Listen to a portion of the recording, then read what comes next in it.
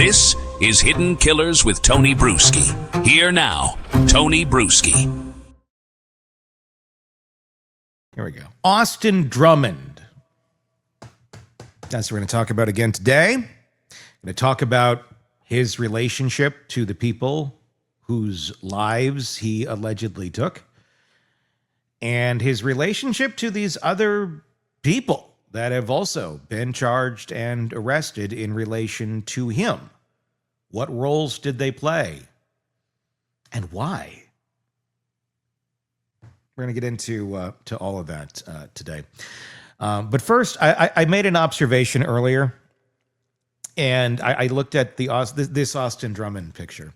Does this not look like a guy who would have flirted with you at an Applebee's over a Bartles and James in 1998? Mm-hmm. Yeah. He just has that look. He would have not taken the hints. Like, dude, I'm here with my friends. I'm not. And the thing is, it's happening at like 12:30. It's lunch hour. Yeah. And he's already 7 Bartles and James in.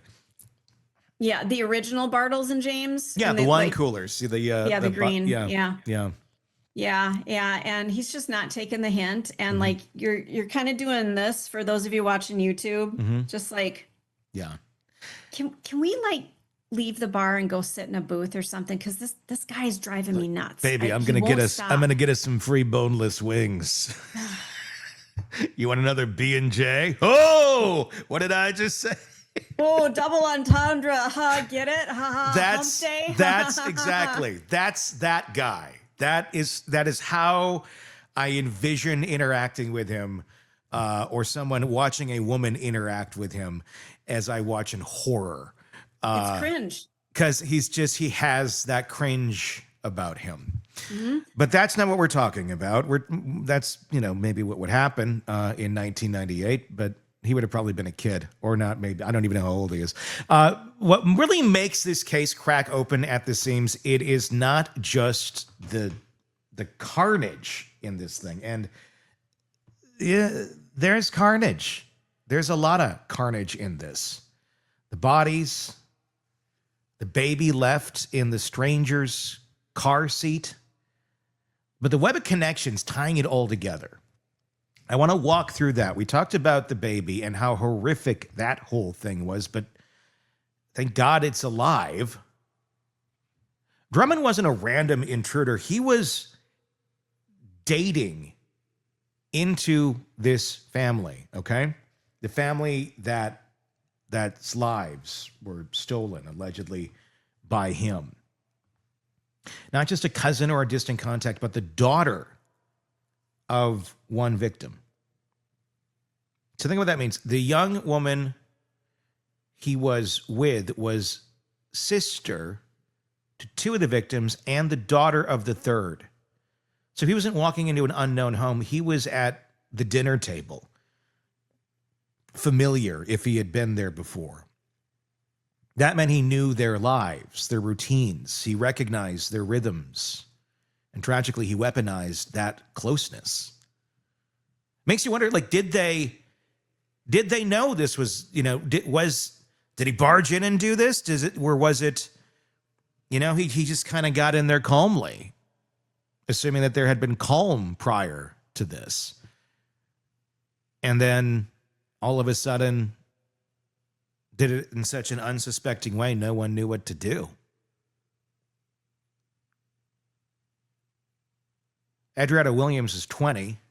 It's the mother of the baby he allegedly left behind. Her mother, Cortney Rose, 38, was the matriarch of the family.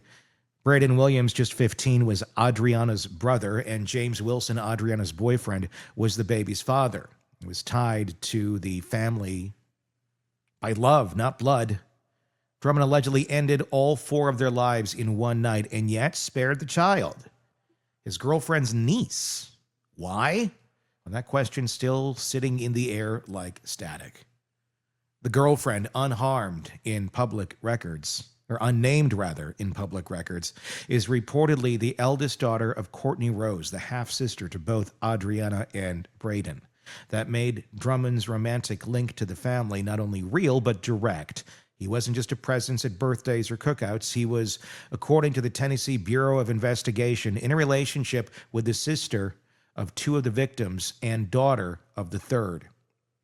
So this wasn't new. It's believed Drummond met the woman while incarcerated during a time when she worked at the Northwest Correctional Complex. She was a corrections officer, and he was an inmate. Gotta say, your picker's off. A little bit. I think anybody that's in there making a choice off of that wheel, why are you even entertaining the wheel? Yeah. Well, that job didn't last long. Records show she was terminated in October of 24 for abandoning her post, but the relationship didn't end. After Drummond was released on bond, the two reportedly remained involved, and by the time the summer of 2025 rolled around, he had direct access to the people closest to her, her mother, her siblings, and her extended family. What no one could have known, or perhaps did and said nothing, is that Drummond was allegedly in a tailspin. His record stretched back over a decade. He'd committed armed robbery as a teenager. He'd made threats while incarcerated. There were reports of violence and intimidation inside prison walls. Even his release wasn't clean. He'd been charged with attempted murder while behind bars and was still awaiting that trial. So when that baby was placed on a porch in Dyer County, alive, untouched, it wasn't the beginning of a crime. It was the aftermath. It was a smoke signal left after the fire. Investigators later found the 4 bodies in a home in Lake County. A targeted attack, that's how law enforcement described it. Not random, not spontaneous. It was personal, as in the killer knew exactly who he wanted dead. Then came the manhunt. Statewide scramble to find a man now considered armed and dangerous and completely off the grid, except he wasn't. Drummond headed to Jackson, Tennessee, where his support network lived. And that's where the story really picks up speed. And this is what I've been very curious about, how all of these dots are connected. So they didn't just track his movements. They started arresting the people around him, not family, not blood, but close, people who allegedly helped him disappear, people who may have known what he'd done and chose to help anyway. The first was Tanaka Brown. She's 29. Or he was arrested in Jackson and charged with accessory after the fact to first-degree murder, as well as tampering with evidence. The tampering charges matter. It suggests that this person didn't just offer a couch to crash on, allegedly tried to make something disappear, a phone, a weapon, a car, you don't know. The kind of evidence that puts you in a courtroom, whether you pulled a trigger or not, but we do not know exactly what the connection was or how that charge is based. Then came Giovonte Thomas, also 29. Thomas was already behind bars when the warrant hit. He was serving time in Madison County on unrelated charges. That means Drummond's circle wasn't just tight, it was very criminal. These weren't high school friends or coworkers. They were men with their own rap sheets, the kind of people who understood the stakes and still allegedly got involved. And then there's Dearrah Sanders, just 23, arrested in Jackson, charged the same way, accessory after the fact. Her connection to Drummond is less clear. Friend, romantic interest, co-conspirator, we don't know. But the result is the same. She's now part of a case that's drawing national attention, and her role is being dissected in court. None of them have offered public statements. Prosecutors haven't detailed exactly what each person did, but the arrest followed a pattern. One by one, the walls around Drummond came down. His phone lines, his drivers, his hiding spots. Investigators weren't just looking for him. They were isolating him. And it worked. Because when Drummond was finally found, crouched in the woods with a rifle, he was alone. That week on the run wasn't just a logistical problem for law enforcement. It was a psychological one for the public. A man had killed 4 people, including teenagers and a young couple, and had managed to vanish. Families in the area were locking their doors, checking their security cameras, living with the idea that someone capable of that kind of violence was still out there. When he was caught, it wasn't dramatic. There was no shootout, no final act, just a tip, a sighting. Police were already closing in when a citizen reported seeing someone moving through the trees. That was enough. Drummond was taken into custody, and the question that has been boiling finally had to go somewhere. So, why did he kill the people? Leave the baby? What role did the girlfriend play, if any? Was this about control, rage, revenge? Investigators say they're still working to understand motive. But when someone with this much access to a family decides to turn on them, it's rarely about one thing. Girlfriend has not been charged. There's no indication that she was present during the crime. But her absence in the victim list is part of what makes the case very eerie as well. Everyone close to her in that household is gone except her and her niece. The baby who now represents not just loss, but survival. So what are your thoughts? There's a lot of mixing and matching in this. Let's start with the family. And the connection there. Obviously, I'd want to know a lot more about how often did they interact. You know, was there something? I wonder what the relationship was with the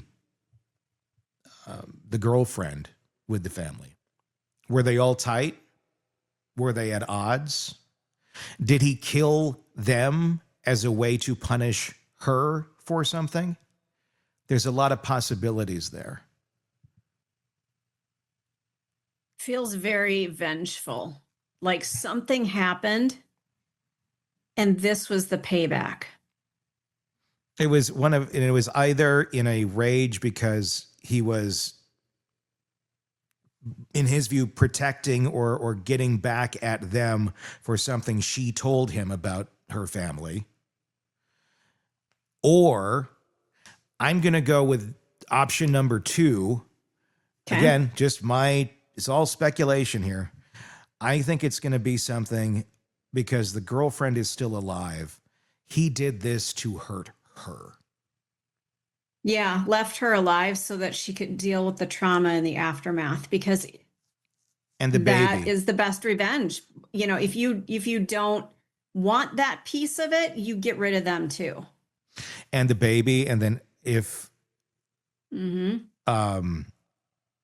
mean, if knowing that maybe this is going to be who's going to end up raising the baby, then that's a reminder every single day of what he did to her. I mean, if this guy is the monster type character he seems to be, then you're dealing with, very likely very narcissistic ways of thinking. And that being said, that would probably be the motive there. Unless, I mean, again, we don't know yet. There's so many questions, but I could see that being the reason for it. If not a valid reason, but the motive in his mind. It's like what the mob does. It's if you want to hurt somebody, you're going to, more than anything, you're going to take out their family and leave them alive. One of the things that I find really frustrating about, and this is not a statement on what we do, but I find, we do these segments and we have so many questions, and these questions will never be answered. And I'm a very inquisitive person. I want to know why. Yeah. I mean, my mom always said that when I came out of the womb, I was like, why? That was the first thing I was always like, when I could talk, I was asking why. I wasn't asking, for M&Ms. I just wanted to know, why are we doing things the way we are? Why did he leave the baby? Why did he do this? Why did Kohberger do this? Why did Karen I mean, all the cases that we followed, I need answers and we don't get them. Why did these nuts melt in your mouth, not in your hands? Oh, they melt in your hands. They do eventually. Yeah. They do. Yeah. Let's not So, kid ourselves. why are they lying to us? What are they trying to hide? Exactly. The M&M conspiracy. Mm-hmm. There we go. That's how my brain works. And it's like, why? Why did they? And not that, and that's the thing. I mean, I know at the end of the day, it's easy to say, well, does it even matter? Because once you even do get behind that and you can look through that prism because you've mapped it out so well, okay, I see this and that, and you can see how that thought pattern went. And it still is insane, but you can connect those dots. Does it matter? I mean, I think it makes you think deeper. I think it makes you, it strengthens that muscle, I think, in many of us. And I think that's why a lot of people like true crime, because it strengthens that curiosity muscle. And we like it when we're able to find answers to our questions. Relatively, I mean, now ChatGPT can do that now, but before you had to think a little bit. But now, but now that might even like trigger. Well, okay, I wonder what but I want to know this specific angle, and then you can go ask ChatGPT, and you're going to get your question answered. But it strengthens that muscle of curiosity, and I think a lot of us realize the more. I mean, it can go opposite, but I think the more curious we are at times, I think it feels, I guess, like you're more in control of an uncontrolled world. If you can identify all the escape paths or the 500 different possible things that could go wrong in this scenario, it's a false sense of security. Yeah. But I think it's like it's exercising that muscle, and it's kind of touching all those places that give us that sense of security, because wow, I've seen this, I understand that more now, so I can look out for that if I'm ever, in some ridiculous circumstance that you'll never be in, but in your mind it's more security. And it's not bad to be more aware. I think it's a great thing that people are more aware of their surroundings and take more precautions to prevent people from just walking into your home. So I think it's great, but it can also get to an obsessive level where then you're just fearing leaving your house. But there's a healthy dose, and I think if people can take it at that healthy dose, which I think most do. It's a good thing, but anyone could obsess on anything. But why is it such a intriguing thing to so many? I think it's that sense of security, because it's information, and that makes you feel more secure. And I think that's a really good way to land on that, because, in a case like this, we probably are not going to find out that answer. We may find out that the reason he left the baby, he didn't know what to do with the baby. The baby had never done anything to him. He wasn't going to kill the baby. Yeah. Carelessness. I mean, who knows? It may not be as deep as I was making it, where it's like, I'm going to make you think like this about this, very, movie-esque. Or it might be. We just don't know the guy's intelligence level. He could just be a complete maniac too, but because it looks like he had a lot of run-ins with the law before. He does kind of look like a dope. So I don't know that there's a lot of forethought, or maybe there is. I don't know. We just don't know enough yet.